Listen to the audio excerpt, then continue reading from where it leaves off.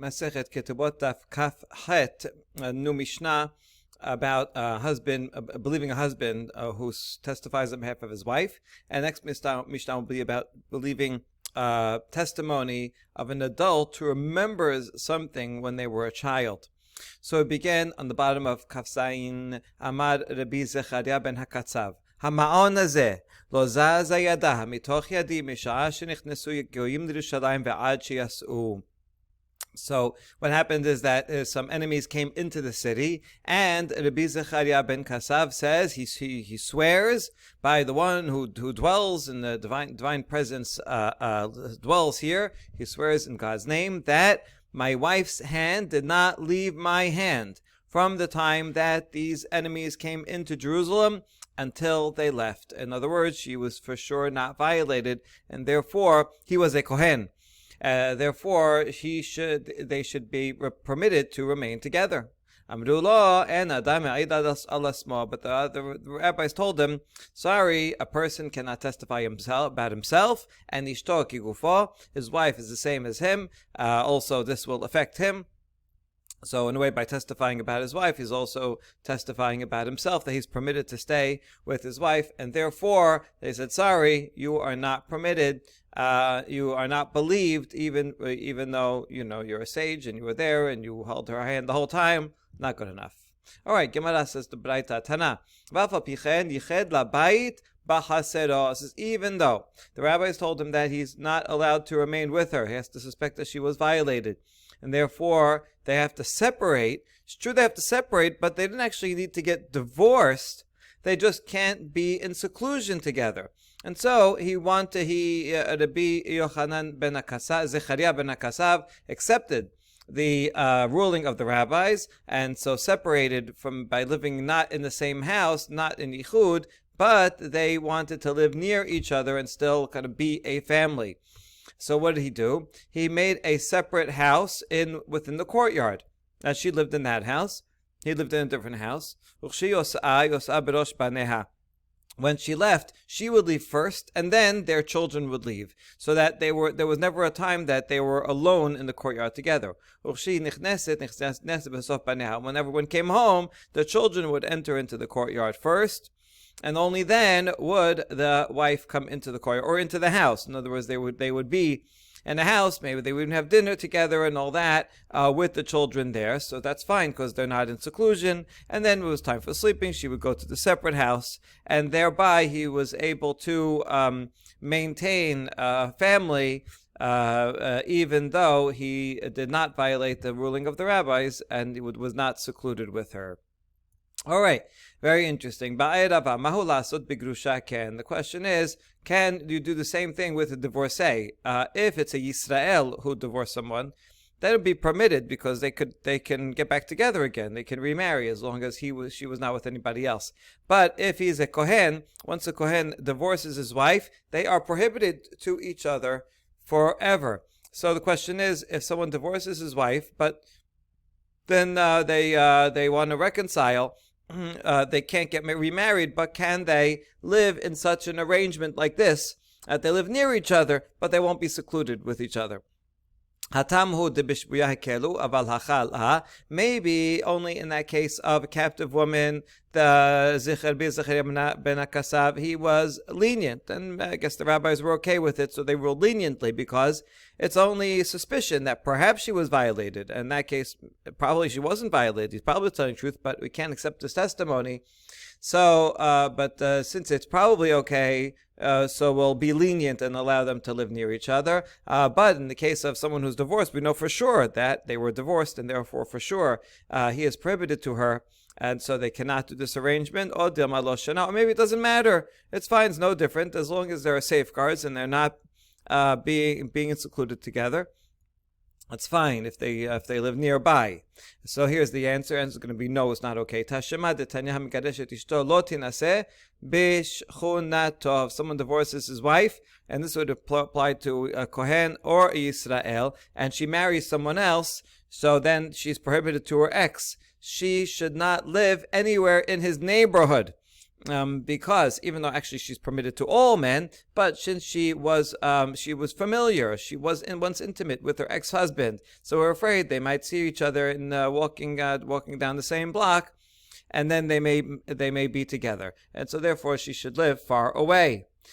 So all the more so for a Kohen now who remarried. What if a Kohen did not remarry? She did not remarry. Imaya Kohen lo tadur imo b'mavoy. And if he was a Kohen and divorced his wife, even if she didn't remarry, if she did remarry, that's even worse, because then you're going to have ish problem. So then shouldn't be in the same neighborhood. But even if she's still single, she should not live in the same courtyard as her ex. So it's a little more lenient, not this whole neighborhood, but still not the courtyard. So in other words, you cannot do the arrangement that Rabbi Zechariah ben Kasav did, that you stay in the same courtyard. That was okay for a captive woman, where it's only suspicion, but would not be sufficient if they divorced. If it was a small village, then actually a case like this happened, and they said, you know what, a small village is like the same neighborhood, and therefore it could be, if it's a small village, the whole village will be prohibited, and some person's ex should live in a different village altogether. All right, now next question regarding separation of a couple. Who has to leave the house, right? You have a home, and the couple decides they're not going to separate, divorce. Who forces whom to leave? Tashema detanya. He nidchet mipanav, and who nidchet mipaneha. She's the one that has to leave, and he does not. He is not ousted because of her. V'imaya ita chaser shela. Who nidchet mipaneha. Unless the courtyard belonged to her. If it was hers and she brought it into the marriage, she inherited it. Then, since it's hers, then he has to leave. That makes sense. What if they shared the courtyard? They owned it both as a partnership. So maybe we could learn from the Baraita that since it says she is ousted because of him, she leaves. So what kind of case are we talking about? If it's his, if it belongs to him, obviously he stays, she goes. If it belongs to her, then obviously we learned that already. He has to leave because she owns it. Rather, must be talking about where they share it equally, and that's what the Baraita is talking about. It says she leaves, so if it's shared equally, she leaves. So we seem to have an answer to our question, and we say no. Dilma de ager megad. Maybe it's talking about a place that he rents. He doesn't own it. He rents the place. And in such a case, that's what the Baraita is talking about, because it's not obvious he doesn't own it. Nevertheless, because he rents it, she's the one that has to leave. So we don't have a proof from the Baraita or the answer to this question about if they own it jointly. So we ask again, Mai have Allah, what is going to be the answer to that joint ownership case? Tashema. Hine Adonai telcha taltela ga berisha, saying that Hashem is going to relocate people, and it's called the dislocation of a man. Like a man is dislocated, so too these people will be dislocated, Yeshaya says. So what is this phrase, dislocation of a man? Rav explained that's talking about a terrible dislocation, because when a man has to dislocate, has to move from where he lives, that's harder for him physically, psychologically, from a woman moving from being forced to move. Okay, why is that?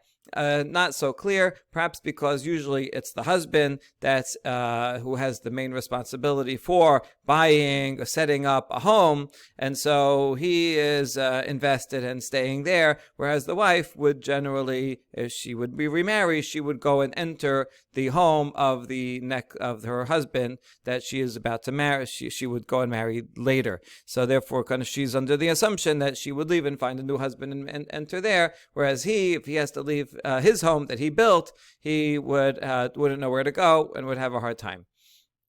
All right.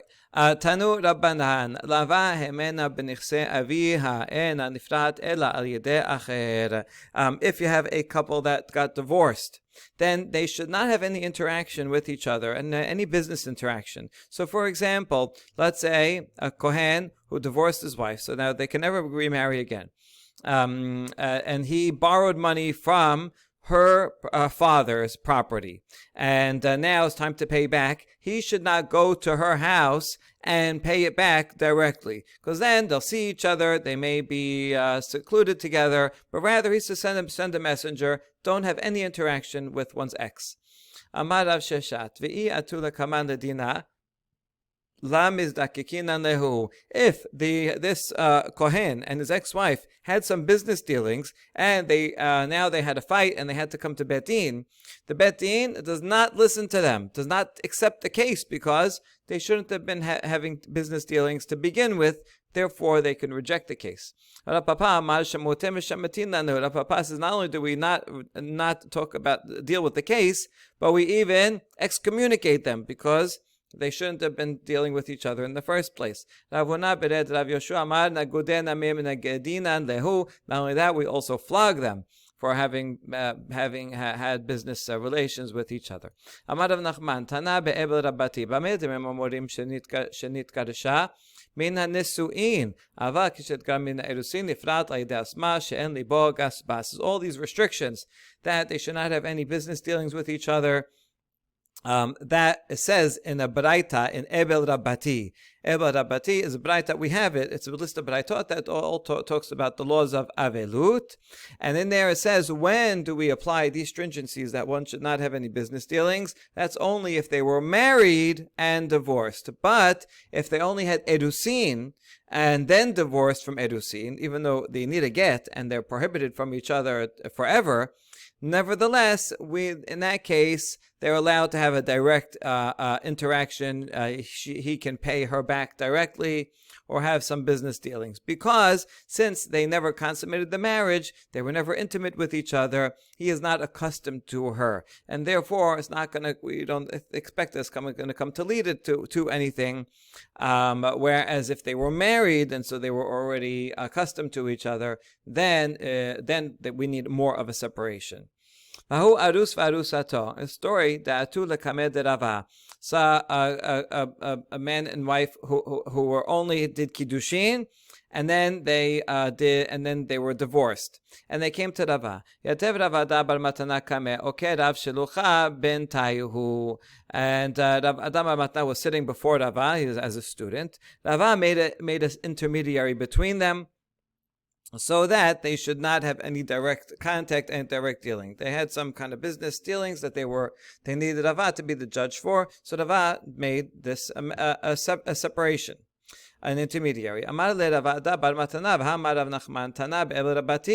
the student asked, hold on, doesn't it say in the Baraita that you only need to make an intermediary when they were married, fully married and divorced? But here there was only Erusin. There was no Nisu'in, so they're not accustomed to each other. We don't have to worry. Rava says, I see, you're right in general, that's true. But I see this couple in particular, how they are accustomed to each other. Maybe you saw them winking, or they kind of knew each other's intimate language. And therefore he said, this couple, I'm afraid for, I don't want them to be together, I don't want them to have direct communication. Ikada Amre, another version of that same story, it just flips around. Who said what? Lo oki Rava shelech ben tayu. Rava did not send a messenger to have a messenger between them, because after all there was only Erusin. Amale Ravada bar matana neku mor shelucha ben tayu. Ravada says you should have an intermediary. Amale v'hamar Rav Nachman tana be'el Rabbati. Rava answers, no, the Baraita says you only need to have an intermediary if they were married, but they were never married, only Erusin. Amale hane mile hechadela gaise behadede. Aval hane ka hazena dehu te gaise behadede. Ravada says, yes, you're right, that's only true when they are not accustomed to each other, but I see how they're relating, and they are accustomed to each other. Therefore, I recommend, Rava, that you actually do add an intermediary between them. All right. Lots of interesting cases there. And now we get to the very last Mishnah of this Perek. the second perek, and we begin. Ve'elu ne'emanin laha'id begodlan mashera'u bekotnan. Now, a child generally cannot be a witness. But what if they saw something when they were a child and then they became an adult? So right now they're an adult, so they're testifying as an adult. That's good. Thing is, they didn't see it as an adult. They saw it as a child. So this is permitted for certain things, but it's not full testimony. So when is it permitted? When is it not? Ne'eman adam lomar ze ketav yado shel abba. If you have a signature of that kid's father on a document, so that kid can come and verify that the father's child can come and verify that is the signature of his father when he's an adult, even if he hasn't seen the signature as an adult. He can say, I remember when I was a child, yes, I saw that signature. He can identify the signature of his teacher, or of his brother. Good, all those are permitted. They're deciding a certain woman, they're trying to remember when she got married. Was she a betula or almana? Should she get 200 or 100 in her ketubah? So nobody remembers. We don't have the ketubah, but there's someone who says, I was at the wedding when I was a child, and I remember that she wore a veil. And her hair was uncovered, and the way that betulot are. So then, based on that, he has to pay 200. Or someone says, I remember that my classmate, they took him out of school to go dip in the mikveh to eat terumah, and based on that, we can testify that the person is a kohen, and the proper kohen, and can eat terumah. Or if someone says, I remember I used to get food terumah from the threshing floor, and I remember that this kid also, he used to come with us and receive terumah from the threshing floor, and therefore he is a proper kohen. That is believed. Or if an adult says, I remember as a child that this area here is a beta pedas. That's a field where we suspect there are graves. It's not 100% sure, but it seems there probably were graves, but they were plowed over, so we don't know exactly where they are, and there are may very well be pieces of bones around. And so if he says, yeah, this area is a beta pras, that area is not. So we believe him to tell us exactly where it is and where it is not, where they used to walk. Also, if a child says, I remember that we used to walk until this place on Shabbat. Tuchum Shabbat is 2,000 amot outside the city. You can always just measure it, but it's really hard to measure. So if someone has testimony about it, we follow the testimony. And if this says, even as a kid, we used to walk here and stop, then we can trust that kid when he grows up to testify that that is the Tuchum Shabbat. Good. All those are permitted. All those were regarding some kind of ritual law. But a person is not believed regarding monetary law to say something as an adult that they remember as a child. For example, if someone says, I remember that this guy had owned a pathway through someone else's field, and therefore, since I remember that as a kid, now the guy who owns the field has to give a pathway. He doesn't have to, right? He says, come, you prove that you had a pathway here, and then I'll give it to you. If someone remembers that someone used to do this special ritual for funerals in this place. If you did this special thing of funerals in this place, it shows that they have ownership over that place. What is the ritual? When they would carry a body in the streets or in the area, in the city, so they wouldn't simply carry it straight, but they would stop every so often, and someone would give a eulogy, and then they continue walking, and then they would stop, and someone would give a eulogy. Until today, in the Spanish-Portuguese funerals, they also stop every few minutes when they're carrying the body in the cemetery. The idea is, we're not eager to send our loved one away, but we have to do the mitzvah, so we stop every so often. We don't do the eulogies, but in those days they would also do that. So if you're stopping in a certain spot to give a eulogy, that is an indication that you own that land. And so if someone says, I remember that this family did the eulogies here in this spot, so based on that, can we tell them that they own the land? He says, no, that's not sufficient, right? Because since you're removing property from from someone, so you have to bring a full proof of 2 witnesses, adult witnesses that know that it belongs to that person. Okay, Amar Ravuna bered Rav Yoshua v'hu sheyesh gadol imo. Ravuna says this is true, that the fact that you can believe an adult who was a minor adult to testify about what he saw when he was a minor, yeah, well, that's okay as long as there is also a second adult testifying with him. Now, this seems to be only talking about when you need, in cases where you need 2 witnesses. For example, a handwriting case where you actually need 2. So you'd want one of them to be a full adult, and the other one has the memory and can join in. And so they're both adults, but one of them has a memory from a child, but they still need another adult to join in with them. Now, regarding the signatures, we have 3 cases, and we need all 3 of them. If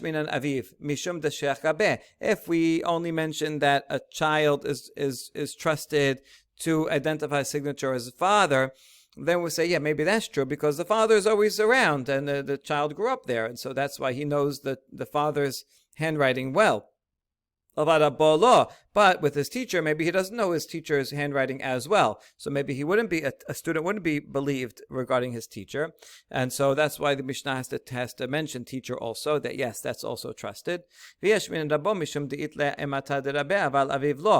it only mentioned the teacher, maybe students remember the handwriting of their teacher because they have awe for their teacher, right? I mean, you think now sometimes we find an old book or something and it has teachers writing in it and say, wow, look, this is the handwriting of that person who we revere, so that has an impression, you remember it. So maybe only that case, but not for a father, where you don't have that type of awe. So therefore the Mishnah mentions both the father and teacher. And if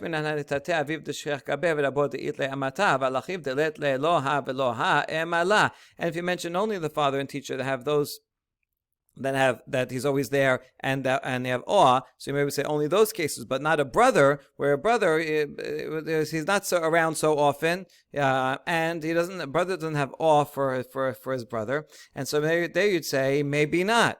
I mean, it's true, they lived in the same house, but eventually one of the brothers probably got married or lived elsewhere. They're not as familiar with each other than it would be for a father. So I might think a brother I would not be able to testify that this is my brother's signature. Therefore,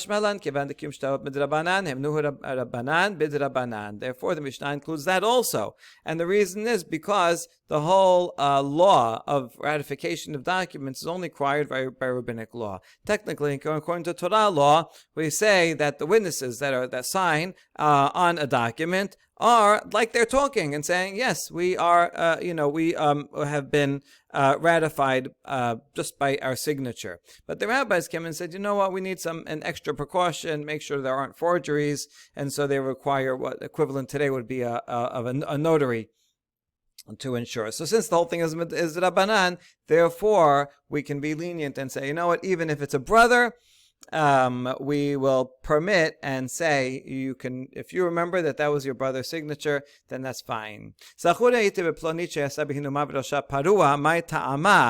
And so if someone says, I remember I was at that wedding when I was a kid, and and she wore a veil, and so she was a betula, and collect 200. Why? What's the reason that we would believe this kid? After all, actually in this case, you're extracting money from the groom. Now he's going to have to pay 200.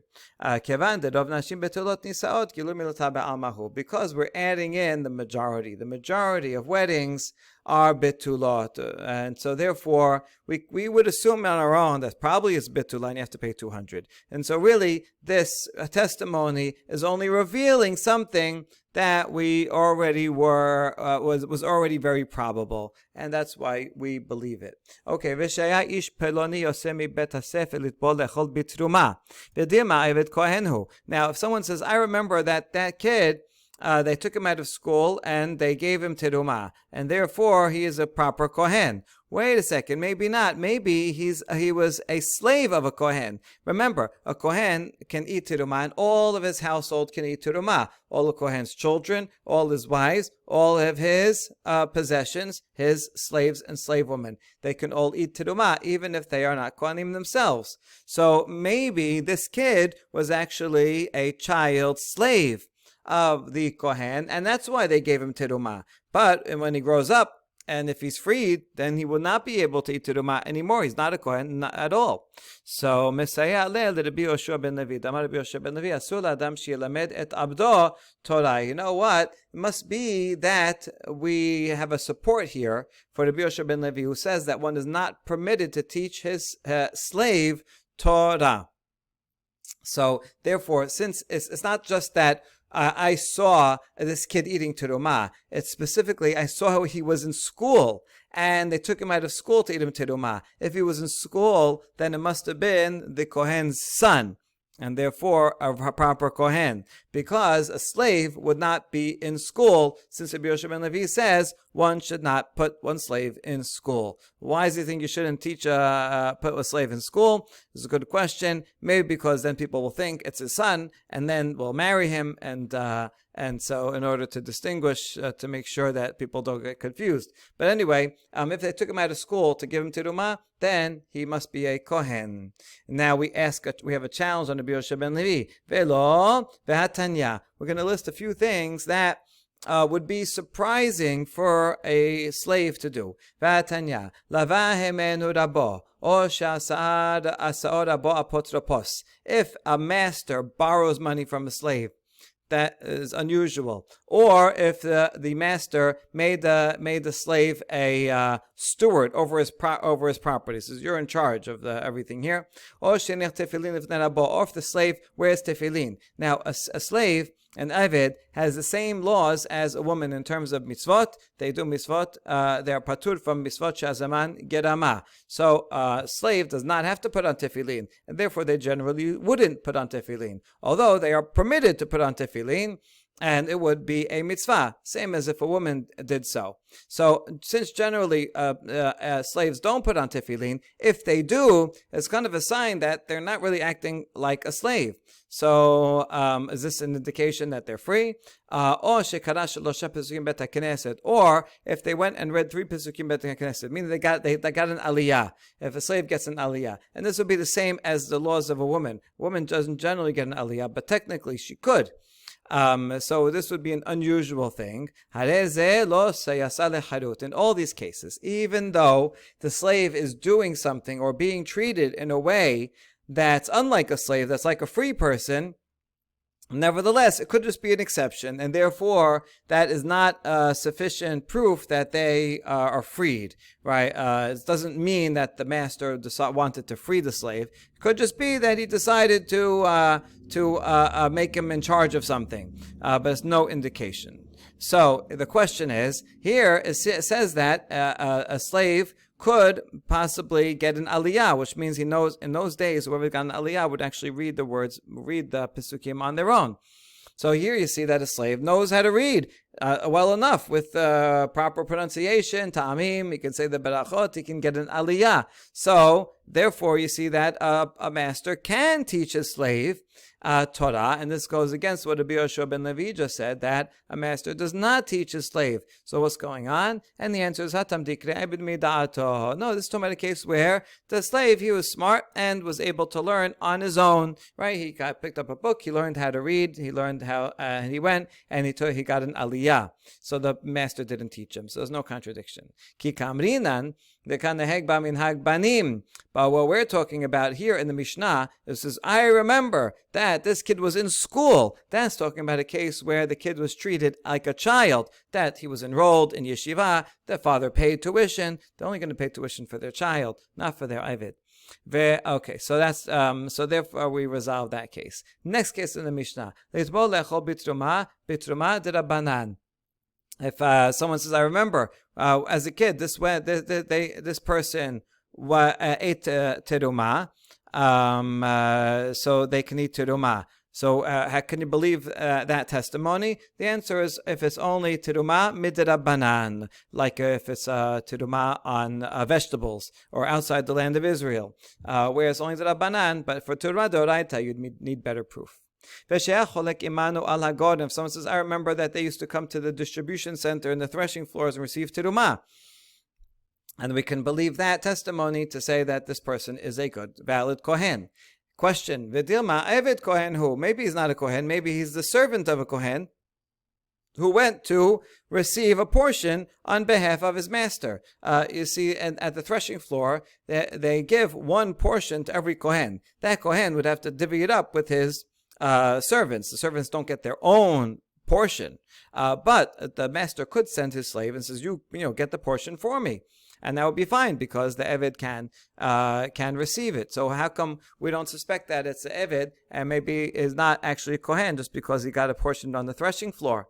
And the answer is it actually would depend on the machloket. Tanan keman damar en cholkin teruma le'eved elem ken rabo imo. It must be that our Mishnah is following the opinion that says that at the threshing floor they do not give teruma to a slave unless the master is also with him. So we'll see in a second why, because this opinion thinks that if someone receives teruma at the threshing floor, then we assume they are a proper kohen even for good lineage. And so since that's a high bar, we're going to make sure not to give teruma to a slave by himself, because then that would be used as proof later. So therefore, this is following that opinion that we don't give teruma to an Eved alone. Now let's see the machloket in fully. Tanya en choling teruma le'eved elim ken haya rebo imo divrei Rabbi Yehuda. This goes back to Masechet Yevamot. We're talking about a case where a man has a wife and a child with the wife, and he also has there is also a maidservant who gave birth to a child, and now those infants got mixed up. And we don't know, is this the master's child or the master's servant? Okay, so both of them can eat teruma as a child or as a maidservant. But here's the halacha. Rabbi Yehuda says when they come to collect teruma, either of those children cannot collect on their own unless the master is with them. So that one of them here is going to be. Now, let's say the father died. Now you have the two kids. One is a master and one is a servant. We don't know, they don't know which one is the master over the other. But the point is they have to come together to receive a portion of teruma. Because a servant alone cannot receive teruma. That's Rabbi Yehuda. Rabbi Yosef omer yachol hu sheomar im kohen ani tenu li bishbil atzmi im ebed kohen ani tenu li bishbil Rabbi. Rabbi Yehuda disagrees and says either one of them can come alone and says doesn't matter who I am. If I'm the kohen, I'm the master, so give me because I deserve it. And if I'm the slave child, then give it to me on behalf of my master. But either way, the two kids will only get one portion, and they will share it. So the Rabbi Yosef says an Eved can come alone. So according to the Rabbi Yosef, just because someone comes and receives teruma at the Goren, doesn't mean that the Goren could be an Eved. But according to the Rabbi Yehuda, they have to be a mass. They have to be, in fact, a Kohen. I mean, they come together. In that case, they came together. We don't know which one's which, but in a general case, we would know that the man who the master is and who the servant is. And if anyone came alone, then for sure they are a kohen. Okay, the reason for the machloket is because in the place of Rabbi Yehuda, they would assume someone is a proper kohen if they got teruma. So therefore, they could not allow a slave to receive teruma alone. In the place of the Yehuda, they would not assume one to the other. Just because someone got teruma, they wouldn't assume that person's proper lineage. When the person came to marry, then they would check it out all over again, and getting teruma would not be sufficient. This is kind of true in our nowadays as well. If you're counting, so if you want to know if someone can count for a minyan, so someone walks into shul, so you don't have to check their papers and who their father is. If they say they're Jewish, we assume that they're Jewish. We count them for minyan. It's a low bar. But if that very same person says, hey, I'd like to marry someone, right? Can you do the wedding? Well, then I wouldn't assume that they're Jewish unless they bring proof, because for marriage, you need a much higher bar. So then you got to ask them for their parents' ketubah or some form of proof that they are in fact Jewish. Tanya, Amar Rabbi Elazar ben Rabbi Yosef, Miyamai lo ha'aditi pa'am achat ha'aditi. Rabbi Elazar ben Rabbi Yosef says, my life, I never testified in court except one time, and it didn't go well. Ve'elu eved lekuna al pi, and what happened is, because of some kind of misunderstanding, based on my word, they took a slave and they gave him proper lineage as if he was a kohen. So now we interrupt and say, hey, Lusal Kadatech, did they actually do that and make such a mistake and treat an Evid like a Kohen? We have a principle that even the animals of righteous people, Hashem will make sure that no pitfall comes their way. So the Tzaddikim themselves, we should apply this principle, and a mistake should not happen that will cause some problem. So how can it be that he would be Elazar ben Rabbi Yosef did something that would actually cause a pitfall? Rather, means that someone they almost made a slave into a kohen based on his testimony, but surely someone caught the mistake and it never actually happened. Okay, what happened? Rabbi Yosef saw someone in the place of Rabbi Yosef receiving teruma at the threshing floor, and so he went and testified. But he testified in the place of Rabbi Yehuda. He testified, I saw this guy receiving teruma at the threshing floor. Since he testified in the place of Rabbi Yehuda, they assume that means he's on the list of the threshing floor distribution, and anyone on that list is already pre-checked to make sure the lineage is good. And so they allowed the person to marry as a kohen. The problem is that there was a misunderstanding, because he only saw it in the place of Rabbi Yosef, where they're not careful to check that everyone that gets teruma is in fact 100% kosher for their lineage. All right, now next part of the Mishnah. V'shemakom hazeh bet perasu. Someone is believed to say, I remember that this area is a Bet HaPeras, is a Safek cemetery, and this area is not. My Tama, why is he believed? Bet HaPeras D'Rabanan, because the Tum'ah in this Bet HaPeras is only Midrabanan, so therefore we can be lenient and rely on this kind of testimony. Shmuel used to say that if a person needs to, if you're a Kohen or Tahor, best to avoid a Bet HaPeras. But if it's hard to avoid, so you can walk and blow as you go on the ground. Because what are you afraid of? If Bet HaPeras means that there was once a cemetery there, but it was plowed over. So any bones are not going to be very big. They're going to be smaller than the kazait. So we don't have to worry about ohel. That's much more stringent. Ohel, anytime if you're just walking on top of it of a grave, then you create a tent and the tum'ah will rise and make everything in the tent tameh. So stepping even over a large bone is prohibited. It will make someone tameh. But here we don't have to worry about that, because since it's plowed over, there's only small pieces of bone. And so since there's only small pieces, and the only problem is not ohel, but rather that you might touch it or move it. And so therefore, a person will look on the ground and will look around to see if there are any pieces of bones around. And if he sees something, he can just blow on it, push it out of the way, make sure it's not a bone, and he can continue walking. And so you see that we're lenient regarding Bet HaPeras because it's only the Rabbanan.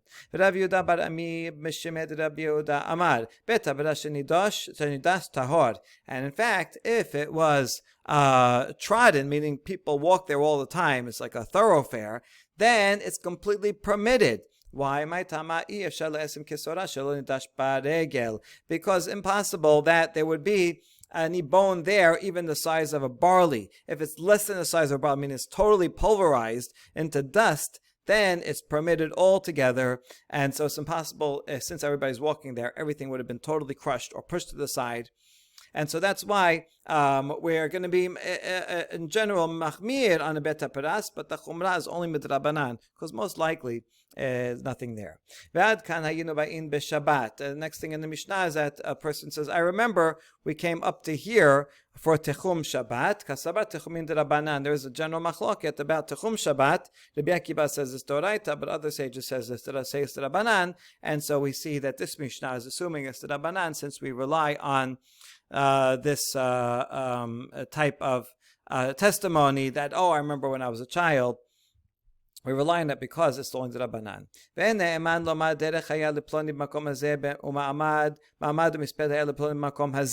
Now, all that we saw above is where the testimony is accepted. But in these two cases, the testimony of someone who remembers something when they were a child is not accepted because they're monetary cases. Say if someone says, I remember that this guy had a path in that guy's land, or they used to stop and make eulogies in this land, it doesn't necessarily mean it belongs to him. Because we do not remove money based on a testimony when one was a minor. You need full testimony to remove money. Ritual cases are actually easier.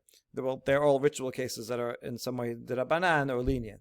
Tenu Rabbanan. Ne'eman hatinok lomar kach amar li abba. Mishpacha zot tehora, mishpacha zot teme'a. Now we have a braita that's similar to the Mishnah. It's going to add a few more variations of cases that someone is believed to testify when they're an adult about something they remember as a child. For example, if he says, my father told me that this family is pure or impure. Now we interrupt the braita to say, what are you talking about? That pure or impure? If the whole family, maybe that they went to the mikveh, that they touched the dead body, what does that mean to testify a family is pure or impure? Rather, we're not talking about ritual impurity, but we're using the words pure and impure to talk about whether they are of good lineage or of improper lineage.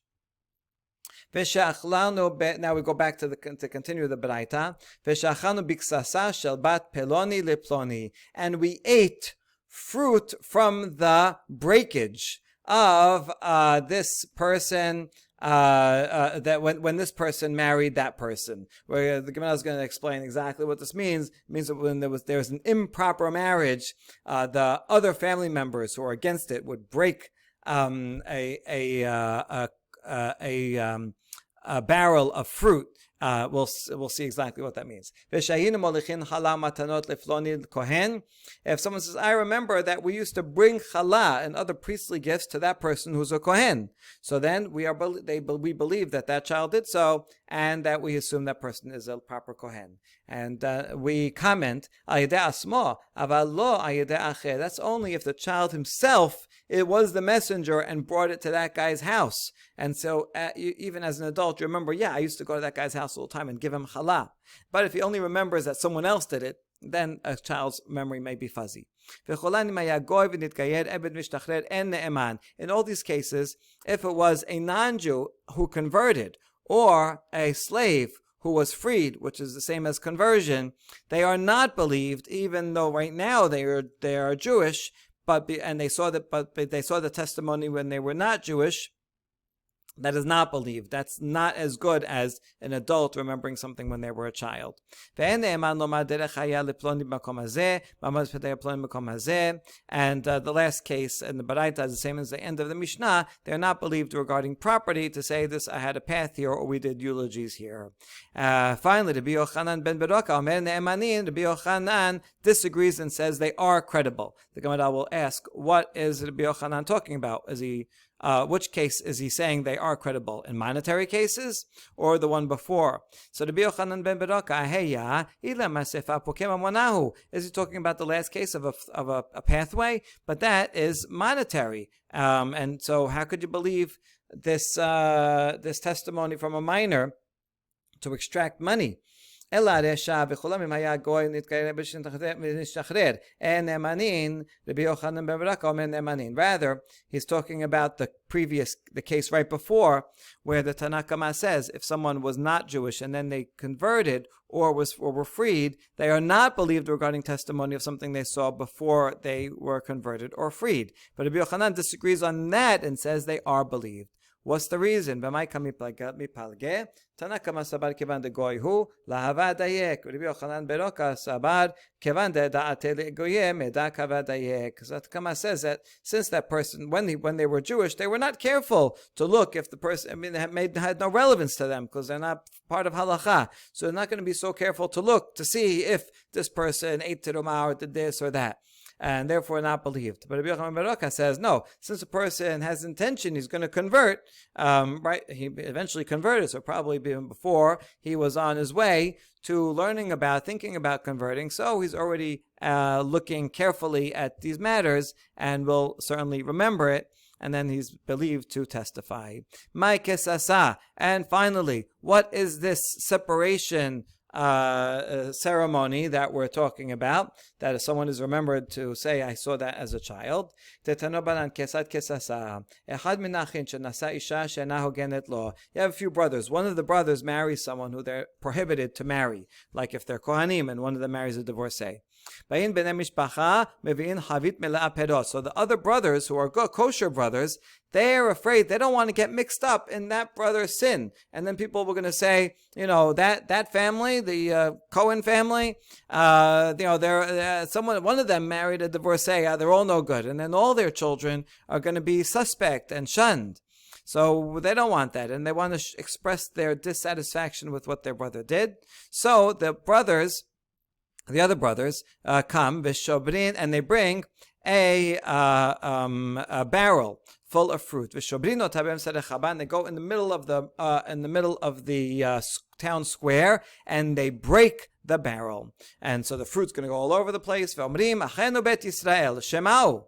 Achenu peloni nasa isha shena hogenet lo umityareim anu shema yitarev zar'o bezar'enu. So they make a big announcement. This is going to attract attention. Everybody's going to see, what are they doing? This barrel of fruit are going all over the place. And so the brothers who the kosher brothers say, listen, our brethren, all of Israel, our brother, that's their biological brother, he married someone who is not permitted to him, and therefore we are afraid that maybe our family will get mixed up with his family, our children will get mixed up with his children, and people will assume that we're all no good. So we're doing this public demonstration so everyone will remember who we are and who he is, and he's no good. He's no good. We're okay. Come and take a sample for generations, meaning take some fruit and take it home. And that way, when you take it home, they'll say, where'd that fruit come from? And you'll tell them, oh, this guy, he did a kitzatzah. This family's okay, that family's not okay. And you'll remember that for generations. And don't get mixed up between his descendants and our descendants. And maybe one of the reasons they do it with fruit is because children like fruit. It's not a dessert. And so when the children, even when they're older, they're like, I remember that day, there was so much fruit around. What was that about? Yeah, that guy, he made an announcement, and he'll be able to identify the family. And based on that testimony, we'll be able to say that this family is okay and that family is problematic. Another reason why they do it with fruit maybe is because fruit is like the seed of a child. And so you have fruit that was all one in one barrel, right? And so you might put them all together and assume they're all the same. And so by breaking open the barrel and the fruit dispersing, it shows this family is dispersed. And so some of it went this way and some of it went that way. It's fascinating to see, the way someone would record how do you record something for generations? It's not, if you put it in a document and put it in some safe somewhere, everyone's going to forget about it. But when you make a public demonstration in this way and make an announcement, and then even the children there, when they grow up, they will remember what happened. Hadran Allah Chaisha Shenit Ad Melach Chazakim Uberuchim.